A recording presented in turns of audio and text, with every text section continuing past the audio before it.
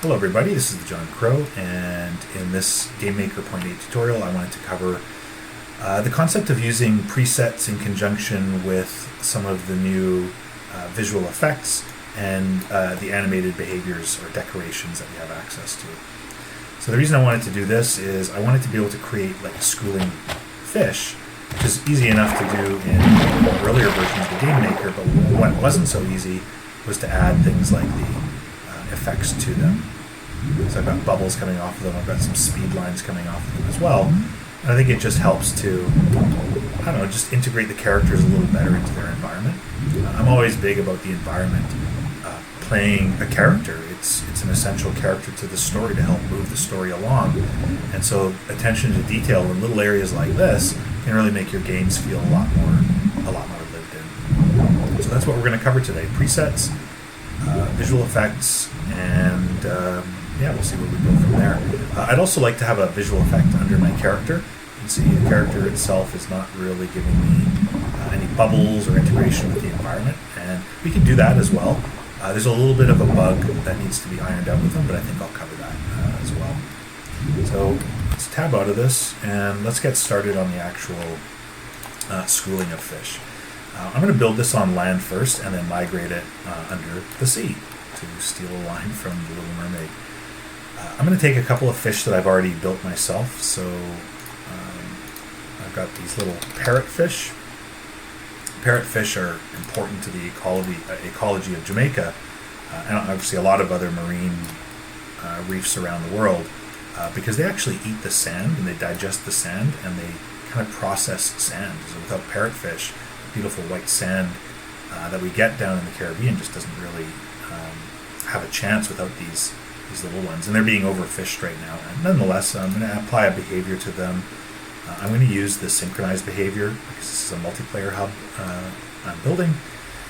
And I'm going to give it an animated decoration, and I'm not really looking to stage the animations and turn them on and off at this point. I'm just going to keep the basic swim cycle on this one character. I'm going to keep the speed, I'm going to maybe slow it down a little bit to 8.5. I'm going to put that on infinite loop, and that's just going to play on the start, and it's not even going to be interruptible. These are just going to be background fish that are going to swim. So if I look at the animation I have on them, there's that fish, there it is. See, I've got a little undulating swim cycle there. So that's great. I'm going to take that fish and I'm going to build a preset out of it. So I'll call that parrotfish swim. And then I can pull that preset down for any other additional creations I want. So I'm just going to duplicate this one for now. I'm going to make a little school of about 24 fish maybe. So I'm just gonna... And what would be really nice is if we could ever get like crowd AI kind of built into here. It would be really, really cool. Crowd simulation uses, traditionally, like the way fish school, they use separation, cohesion, and alignment as variables to kind of maintain the formation of the school, which is almost like a singularity, but it's not.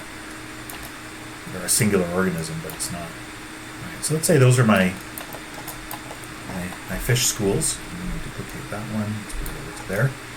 And so if I hit tab right now, go into the game, there's my fish school, and they are schooling. Okay, so that's kind of cool.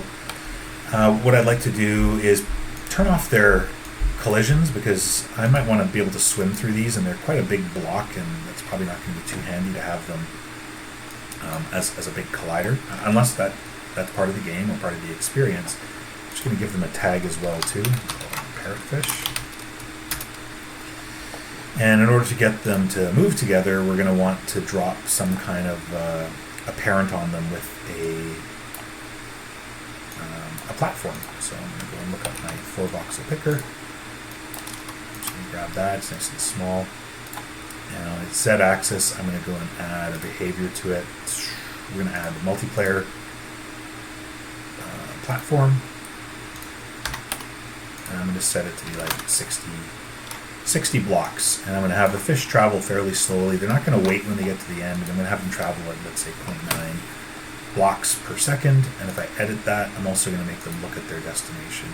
I need to spend a little bit of time now making a hierarchy out of the fish. You can already see I've got some of the fish that are already in the experience.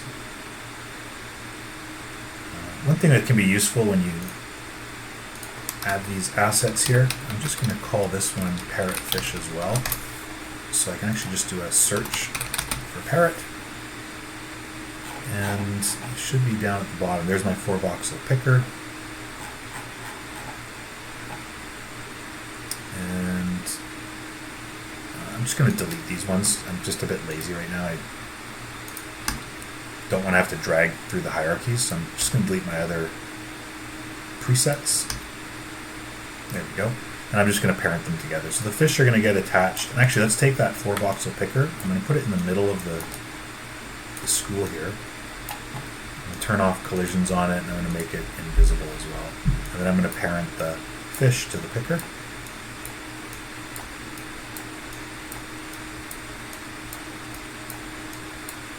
Okay. So if I tab now, I've got the fish kind of screwing towards me. And they might be moving a little slowly. Sorry, their swim cycles look a bit slow for the speed of the platform. So I could always take the fish, and we could. Oh, can I not edit this en masse? Can I edit one at a time? I was thinking of maybe just changing the speed of them all to 1. See if I can't do that in one shot. Okay, so you can't edit the multiplayer attributes simultaneously. So luckily, these are fairly exposed without having to go and edit the logic. Should have just left the speed at 1.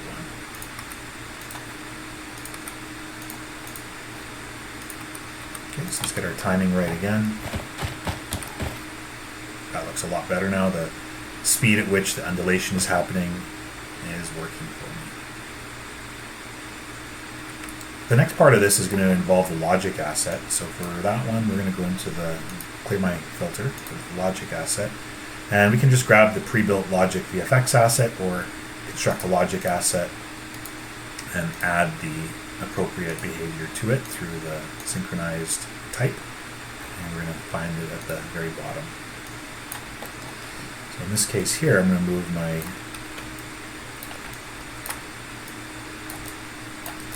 visual effect over this way here. And the visual effect is just going to be enabled at the very start. I'm not going to have an on and off message for it, no kind of an offset. But I am going to look at some of the attributes. The stunned attribute doesn't have anything. But if I navigate to page 4 and I'm going to use the swim underwater effect preset, which has a number of different attributes you can enable. I'm going to enable the scale, which is a 3D vector. I'm going to enable it. I'm not sure what the size of my school is, so I'm just going to say 8 by 8 by 8 for now. I believe the threshold sprint, and there's not really any documentation on this, but this is it going to emit more bubbles when my characters travel faster? And this doesn't really matter now because they're all traveling at a constant speed. The color of the bubbles we could change, so this is an RGB alpha value. So you can make them more transparent, more opaque. So if I say like 8, that should be opaque. I'll have to figure that out. Maybe I'll use, say, 0.6 or 0.7 in the blue channel. 0.1 and 0.1 just to bring these up a little bit. And then I would just want to parent this into my parrotfish. So this would be my parrotfish logic asset, and it would just get attached as a child of my basic platform. So again, I just want to filter. There's my logic asset. I can drop it underneath. I'm just going to name this here. So we'll call this parrotfish platform. And I would take this entire asset and save it off as a preset. So let me just make sure everything is good. So hidden, invisible, logic asset is also hidden and invisible. The fish themselves, they may inherit the invisibility from their parents. So sometimes what I'll do is just turn them off, turn them on, and just kind of refresh them a little bit. And that should do it. I'm going to take a preset, and I'm going to create a preset from the fish. I'm going to call this new school, and I'm done. So I'm going to take the fish now, and I'm going to move them into the water.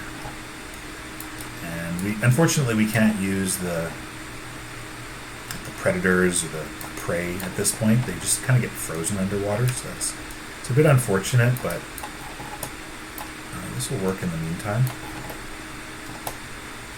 And then I could also grab the presets that I want. So there's my school of fish. Drop one right over here.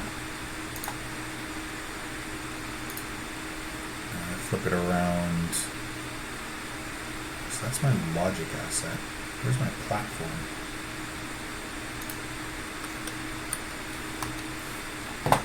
I think I might have actually saved this one incorrectly. So I've got the logic asset as the parent, so I'm just going to delete that.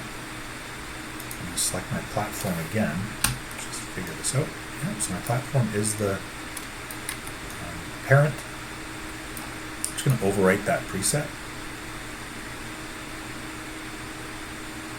New school, that was it. Overwrite it, called new school. I think I was grabbing the old fish school one. Now I come back into my preset, turn off the logic.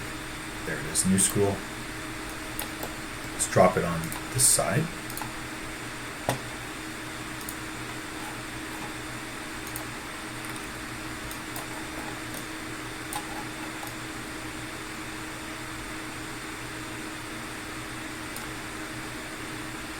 And interestingly enough, it doesn't really like having my logic asset parented under the platform, which is a little odd considering.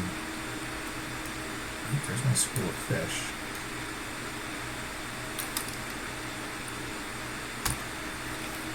So where's my new school? There's the parrotfish small. There's my logic asset. That should not be the parent. Let's delete that. Oh, actually, look at that. It's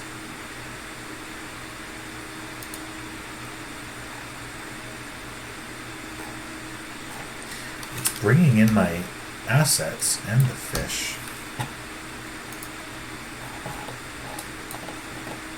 Weird.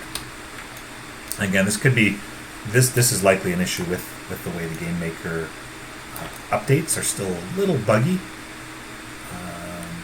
First of all, let's just test to make sure that this works.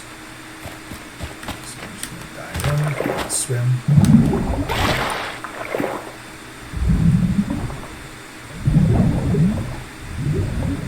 So you can see we're getting the bubbles.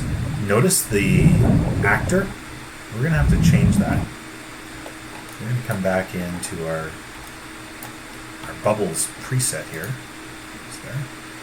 And there should be some attributes that we can disable on this swim underwater. For that, I'm going to look to the fake character attribute. I'm going to add that, and I'm going to leave it off. Now, I believe what that just does is make sure that the character doesn't render when you tab into the game.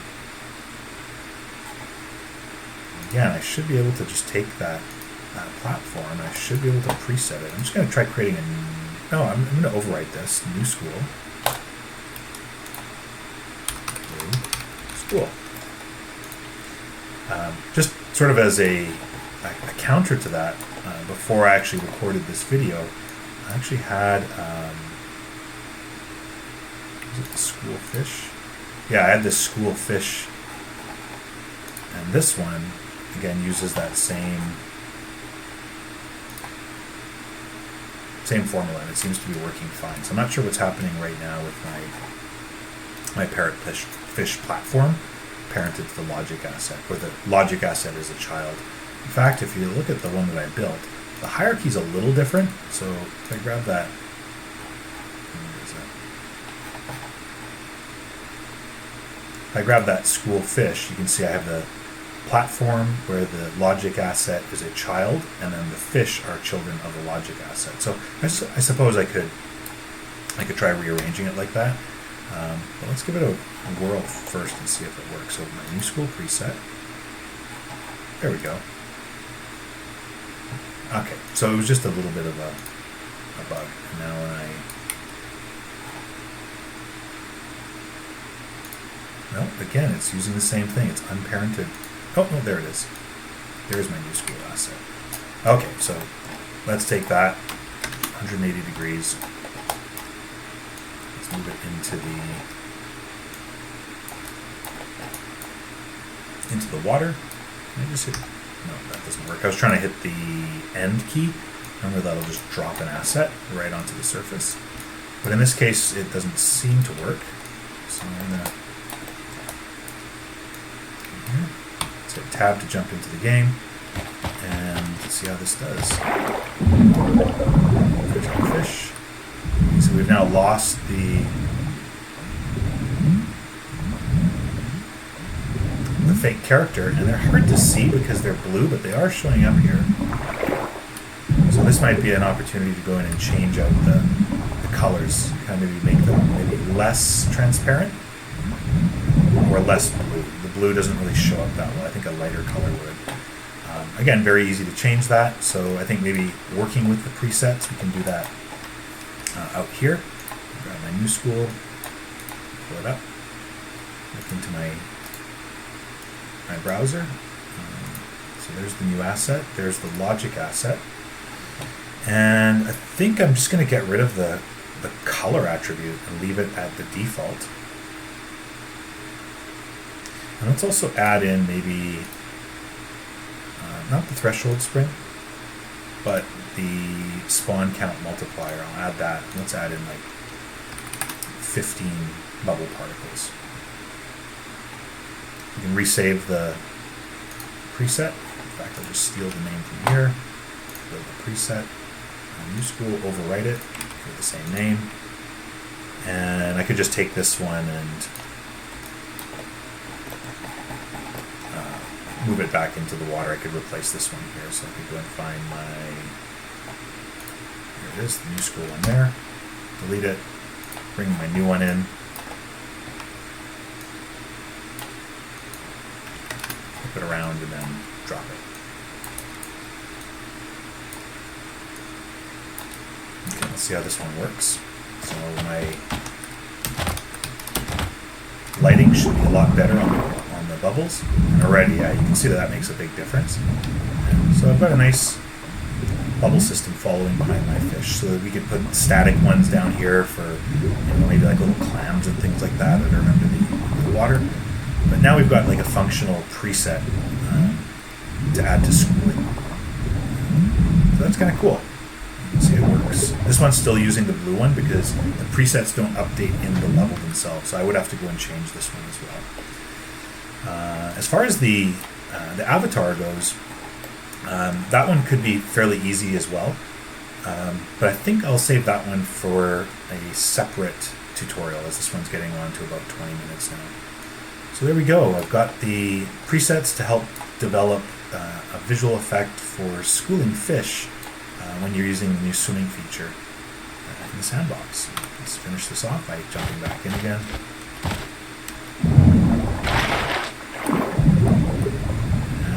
Yeah, it's kind of cool. It looks pretty effective.